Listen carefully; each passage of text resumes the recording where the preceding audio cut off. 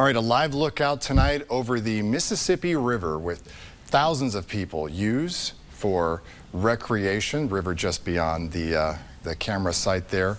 With so many people using our local lakes and rivers this summer, fire departments have to be prepared for the worst. Yes, because emergencies do happen. They train constantly for them.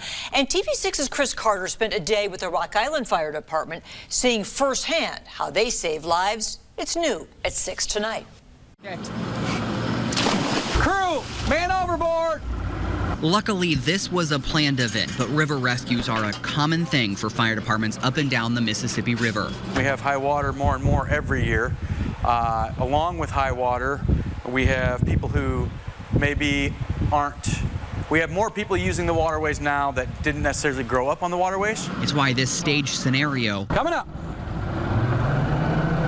provides invaluable training to the men and women who go full speed ahead to conduct a water rescue. The crew aboard the Rock Island Fire Department boat showed me how they do it on a hot Thursday afternoon. Kyle, we got a visual.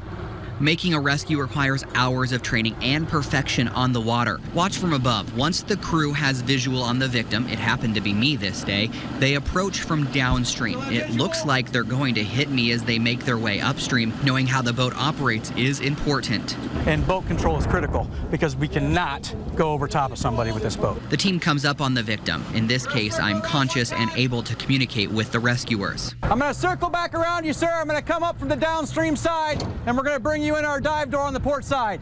On this day, being conscious, the men aboard the boat have two options. They can grab a hold of me and pull me in using a hook or throw me a ring. We did both. We have a conscious victim. Let's have the stairs ready, please. In our first scenario, my rescuers used a hook for me to grab onto. With that hook, we can hook life vests, we can hook shirts, we can hook pants, right, and get them in typically without having to go into the water. Turning port! Once I had a hold of the hook, I'm pulled aboard the boat.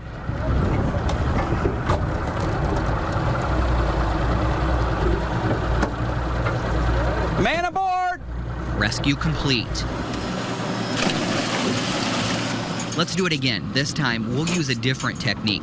I'll be thrown a ring. The boat approaches from downstream again. I have visual. This time, instead of having to reach, go ahead and throw. The ring is thrown to me. Got visual. Victim has the ring. I'm then pulled into the boat through the dive door again. The reach and throw techniques are always preferred.